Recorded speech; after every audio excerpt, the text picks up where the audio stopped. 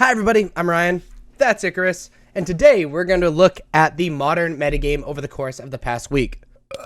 Please don't put that in. Now, with a little bit of an asterisk by it, this is technically a winner's metagame because I'm only taking data from 5-0s in leagues, 4-0 and 3-1s in prelims and top 32s and challenges, but we have a lot of data because modern, there are 4 challenges every weekend. Let's start looking at it.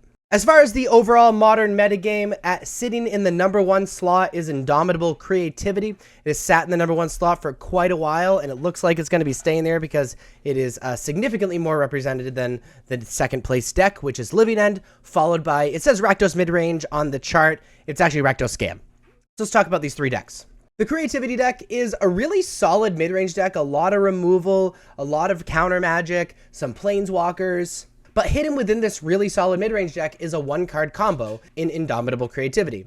It hits a token normally made with Dwarven Mine or with Fable the Mirror Breaker, which allows you to reveal the top card of your deck until you reveal a creature or an artifact. The only creature or artifact the deck runs is Archon of Cruelty, sometimes Emrakul in the sideboard or Atraxa, and cheats them on the battlefield as early as turn 4, sometimes in multiples, which is just disgusting and often translates to you just winning the game. It's an extremely solid deck and a very hard deck to combat. In second place is Living End. Living End is a little bit different. Living End utilizes high mana cost cycler creatures.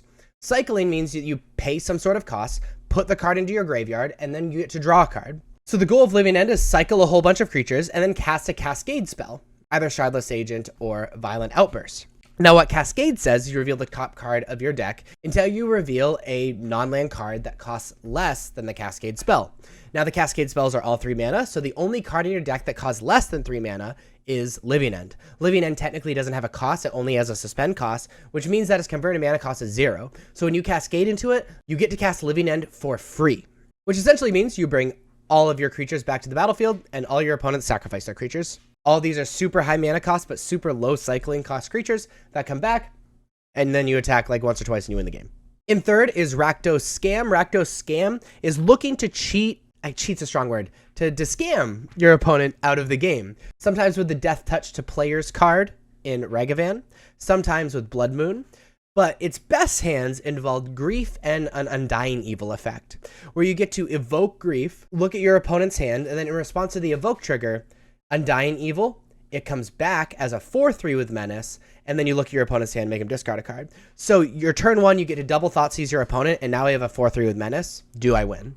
And normally the answer is yes when they have hands like that. The slightly less strong but much faster version of that scam is you do the same thing with Fury. So you don't get the double Thoughtseize, so they probably have removal in their hand, but also they're dead in 3 attacks, sometimes 2. And it's a really, really, really good deck.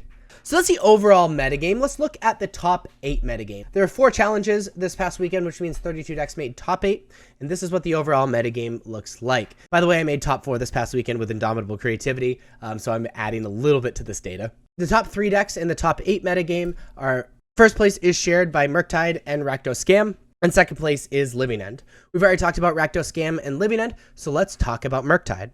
Murktide is your basic blue-red tempo deck. It plays that Death Touch to Players card, Ragavan, like we talked about. Sometimes it plays an 8/8 for 2 in Murktide region. Plays a bunch of counter spells, plays a bunch of removal spells, plays a bunch of draw spells, so they get through their deck very, very quickly, and just out-tempos your opponent and just plays better creatures than their opponent. It's really cool seeing this deck do really well because there are so many decision points in this deck, so many micro decisions that there's a giant skill ceiling with the deck. So more so than other decks, better players win more with Murktide, which is really, really cool. But that's it for the modern metagame. If you like this video, please be sure to like and subscribe. Check me out on social medias. Links are above me and in the description. Thank you so much for watching. I'll see you next time. Bye-bye.